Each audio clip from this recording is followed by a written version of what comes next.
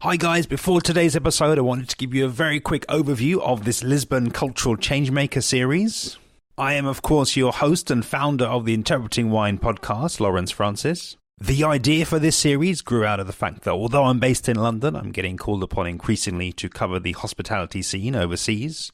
And I wondered what would it be like if I expanded the format out, featuring cultural changemakers not only in food and drink but also in other fields, and produced a series of interviews almost like an audio travel guide that would allow you to listen in advance and hit the ground knowing some of the important cultural changes happening in the city. And this is my very first ever series of this kind, covering Lisbon. These 5 episodes will air in sequence from 284 to 288 on the Interpreting Wine podcast. And of course, if you or anyone else that you know is going to be visiting this fantastic city, please do point them in this direction so they can hear it for themselves. And without further ado, here is today's episode of Interpreting Wine's Cultural Changemaker series, Lisbon Summer 2019.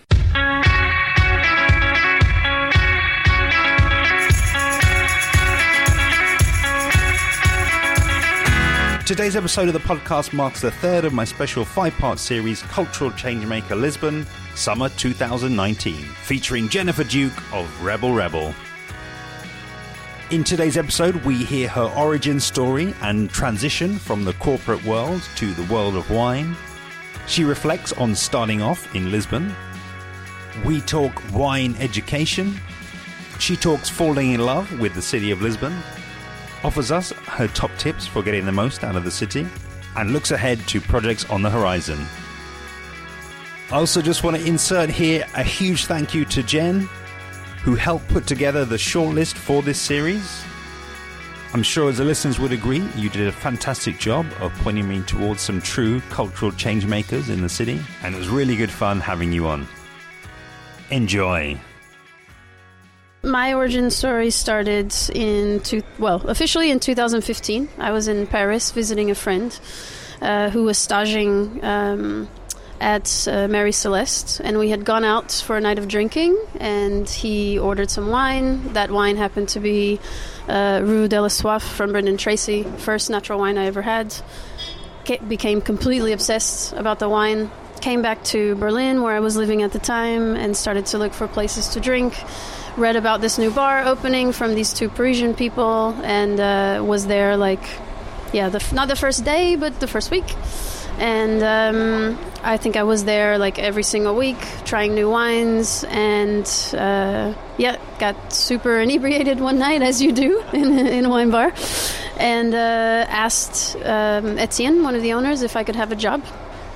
And all he had to do was pay me in free wine and education.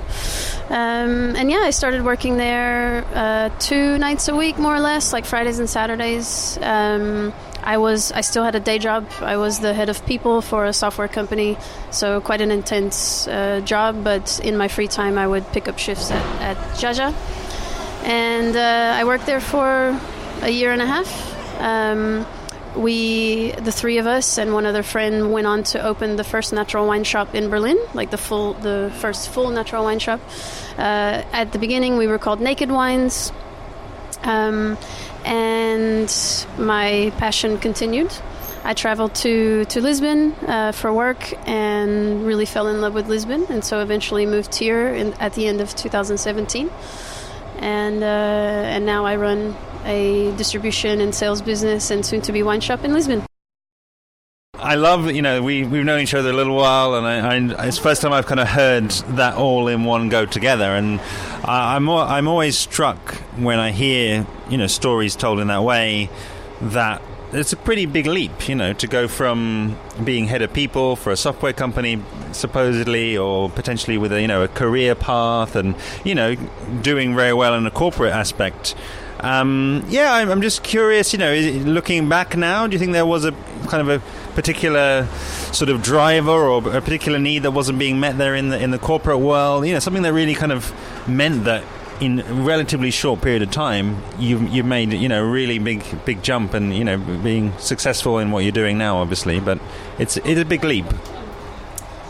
Yeah, that's a good question. I think, over my career, as you said, yeah, it was a huge career leap. I had been working in the same industry, not the same industry, but the same job for 19 years. I worked my way up from assistant to HR to then head of people, but it took me 19 years.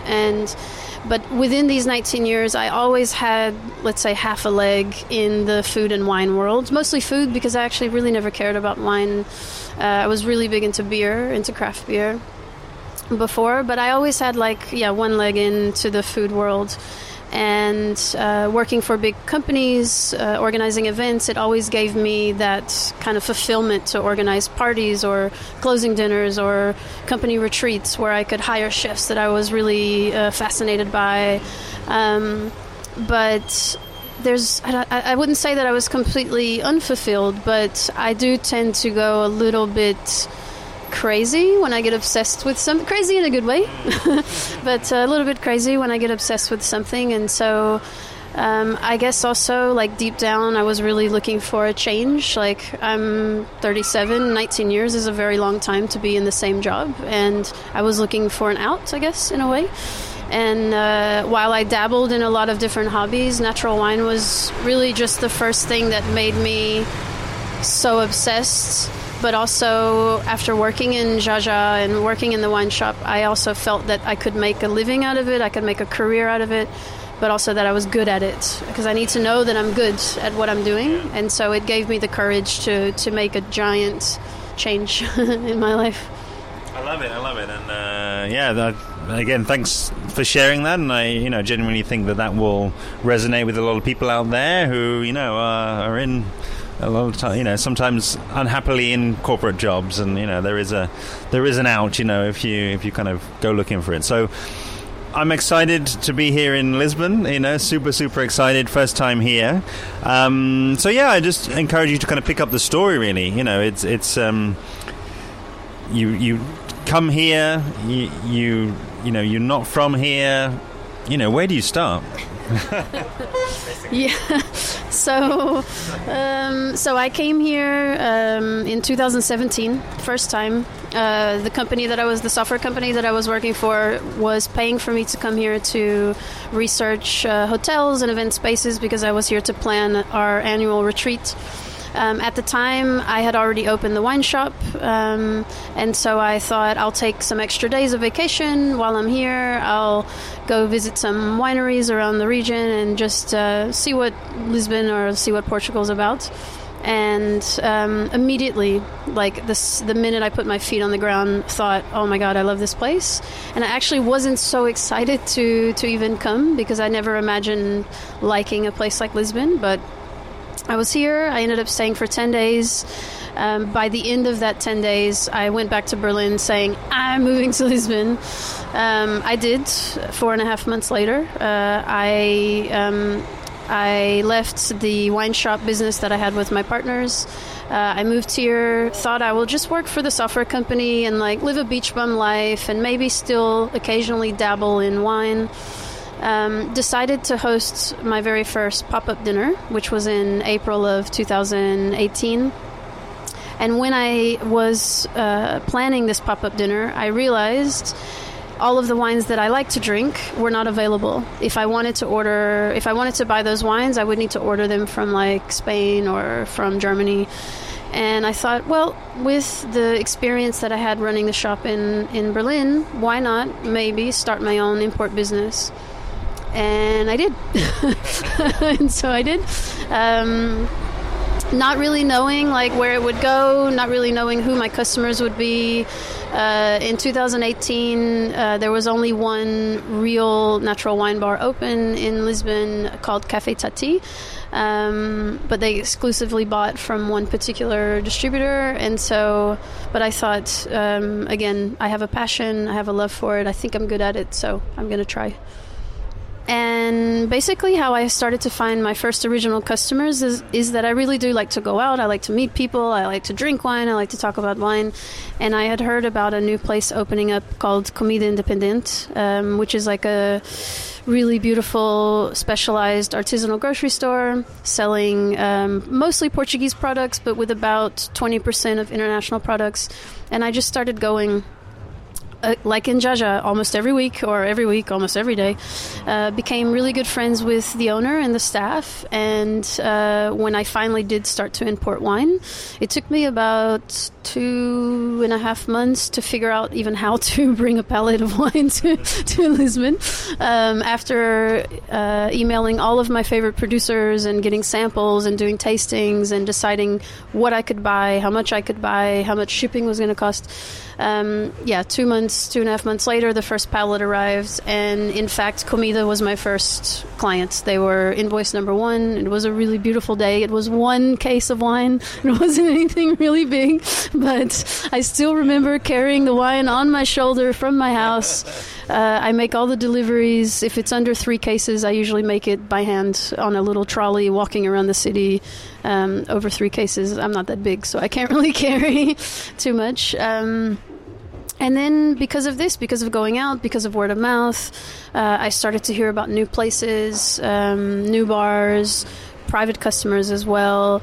And also, Lisbon was so starved in the summer of 2018 for good, drinkable, natural wine that the word really quickly started to get around, like, hey, have you heard about this American girl? She goes by Rebel. She has some really cool wines. And then I started getting messages on Instagram or emails or referrals from friends, and then it just started to kind of snowball in a way from there. Before we turned the mic on, we were out back having some tacos, and we were talking about wine education. So, yeah, I'm just curious about it. Sort of a bit of an open question, because if you as one of the pioneers, I guess in a way here, what has education looked like for your clients, and I guess maybe even some of their customers? Yeah, I mean, we were talking about education, and I am one of the people that are against proper formal education. I didn't graduate from high school, didn't go to college, so it definitely stems from that kind of like fuck the system kind of belief of the best way that you can learn anything is by doing. And so all of the knowledge that I do have, and I will happily and readily admit that I don't know a lot. I know what I know, and I don't know what I don't know.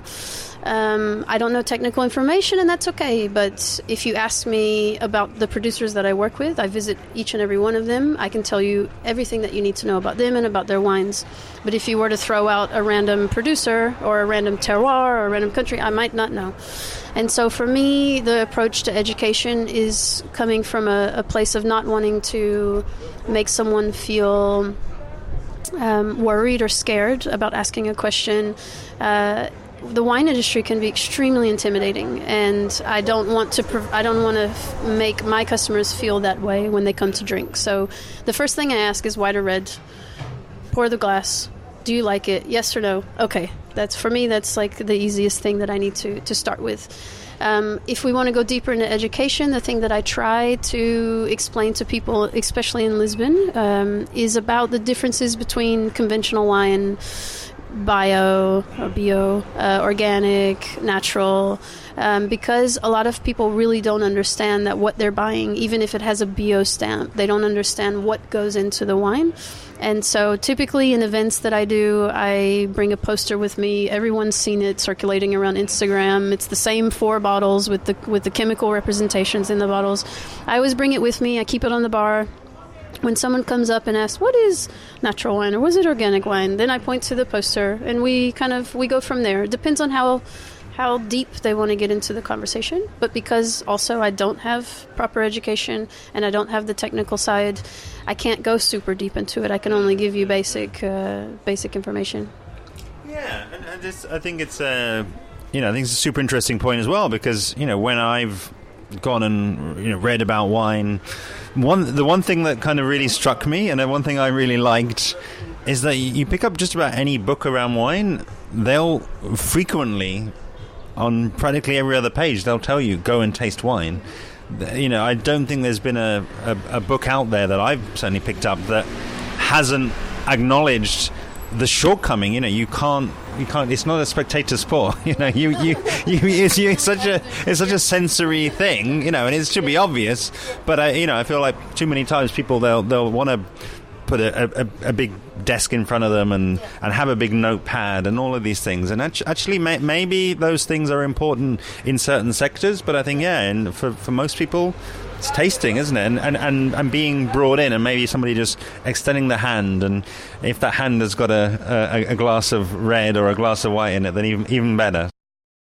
Yeah, we do want to broaden things out to Lisbon, which is why I'm here and why why I put together this series, and just because you have, I guess, gone through that kind of experience, I guess I'd say, just sort of falling in love with a city like that. I mean, could you just do, could have a little bit of a refresh, go a little bit deeper, if you've thought about it and if you're able to sort of articulate it, why did you sort of fall so hard for Lisbon in the first place? Yeah. Oh, that's it's a super easy question. Thanks. Can you see the smoke coming out of my ears right now? Trying to figure this out. I still do not understand. I've lived in a lot of places in my life, so I would like to think that at my age, I have kind of figured out, for the most part, what I like, what I don't like. But at the same time, I surprise myself every day because I'm learning new things that I like or don't like. But I know that part of the love of Lisbon is the people and the vibe, and of course the weather certainly doesn't hurt anything. But coming from, and I always say this with a little bit of anxiety, but coming from a place like Berlin, after living in Berlin for 3 years, it's a beautiful, dark, sadistic place that, if given the opportunity to go outside of it and experience something, a culture and an environment so different, I think it would be hard-pressed not to fall in love. And so I, for multiple reasons, just was ready to get out of Berlin. But I was lucky enough to be traveling a lot, but I had never really found a place that spoke to me or made me feel immediately at home until I put my feet on the ground in Lisbon. And of course, it's never easy moving to a new country where you don't know the language, especially as an American without a visa. It's always a bit of a tricky situation with immigration. And so there was definitely a lot of fear when I first arrived, but that was all melted away by the sheer genuineness of Portuguese people. And while it can be hard to navigate some aspects of life here, it's a lot easier than in Germany. So it just made it a little bit easier. Yeah.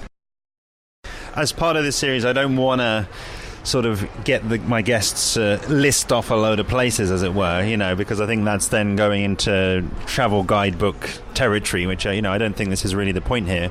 But that being said, I'm just curious. Say somebody was coming here for a short visit, or even if somebody who's living here and is just curious to see more of the city and explore more. Yeah, well, what are the sorts of things, the sorts of experiences that come to mind, and what would you say to somebody like that? I've prided myself on living in cities for a long time and never going to the really touristy places. So the first thing that I would say to someone is kind of avoid these places. The biggest piece of advice I can give to anybody coming to Lisbon for 2 days is stay off your phone, walk around, don't worry about what Google Maps says or Apple Maps says. Just keep your head up, walk around, enjoy the sights, and stop worrying about where the map is taking you. I see people, especially in the last couple of weeks when tourism has started to really increase. We always see a huge increase in tourism right around the Easter holiday. And one thing that Lisbon locals will often complain about is the sidewalks are really, really small, and the streets are very busy, and you've got a mixture of tuk-tuks and trams and taxis trying to mow you over, and then you've got a tourist standing there looking down at their phone or looking around with their phone, trying to figure out where they're going, stepping in front of you and kind of pushing you into the street because they're so concerned with where the next destination is. Just stop doing that. Put your phone away, put it in your back pocket, turn it off. Really just walk around and explore the city, because one really amazing thing about Lisbon is You can go down the same street every day and you can take a left turn or a right turn and you will experience something new every single time. The winding staircase streets that we have here, they just lead you to so many amazing little like nooks and crannies of the city that you're never going to experience if you're constantly looking at where the map is going to take you. So in my experience, or in my advice, do that. Just explore. Of course, if you got a dinner reservation and you need to know where to go, please don't be late. Yes, we are Mediterranean, but we don't do dinners as late as Spain. Uber's cheap. Take an Uber. Please don't be late to your reservation. But if you don't have anywhere to be, just really, keep your head up, walk around.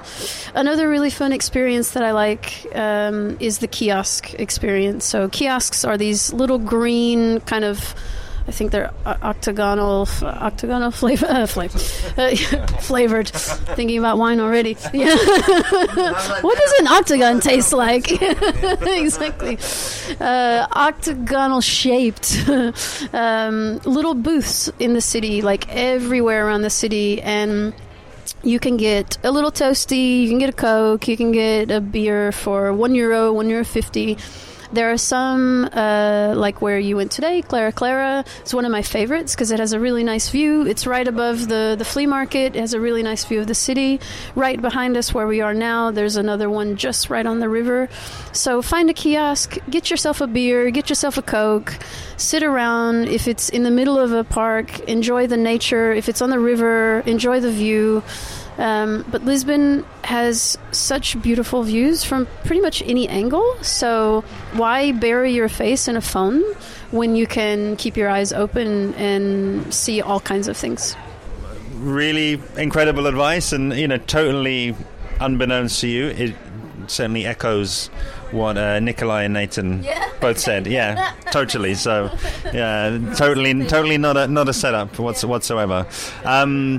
I want to, finish in classic interpreting wine style, which is looking ahead, and I know you've got some interesting projects coming up, so I'll just leave it, throw the door wide open for you to tell us something about those, and maybe that will add to some of the experiences people can look out for on their next trip. Yeah, so here we are in June 2019. So as I mentioned before, I did my first pop-up in April 2018. My first palette arrived in July 2018. I distribute, I do a lot of parties and pop-ups, and now 1 year later I'm opening a wine shop, which I'm very, very excited about. I still cannot believe it's happening. When the business started to get a little bit better and go a little bit faster, I started to think about how I could expand. And while I love distribution, I really missed the day-to-day, the conversation. Like you and I were talking about, working in a wine shop is a very different experience than working in service. And for 8 months last year, I also worked in service at a restaurant. Because I love that person-to-person approach, but it's also not for me. I need a bit of a slower pace, and the wine shop is the perfect opportunity to be able to spend a decent amount of time talking about a wine or talking about a place, and you never know who you're going to run into, who's going to walk into your store. And so, after 2 months of very big construction delays, the wine shop will be opening at the end of this month. It has a ground floor, which is like the showroom, and then it has a cave below street level for tastings and parties. And I will be starting what I'm calling Meet Your Maker series. And the first person actually that's going to be joining me for the Meet Your Maker is going to be Raj. He's coming to Lisbon in July. We're going to do a little book signing. He's going to bring some wines from his estate in Santa Barbara. And the goal is to continue doing events like this where I can bring a more personal approach to the wine and the winemaker, and help spread the word in Lisbon, but in my own shop. Thank you so much to Jen. Really great to spend some time together in your adopted home. And I cannot wait to come back to visit you in your new shop. Do check out her website, Facebook and Instagram handles below for all the details of her shop and fantastic events that she puts on regularly in the city.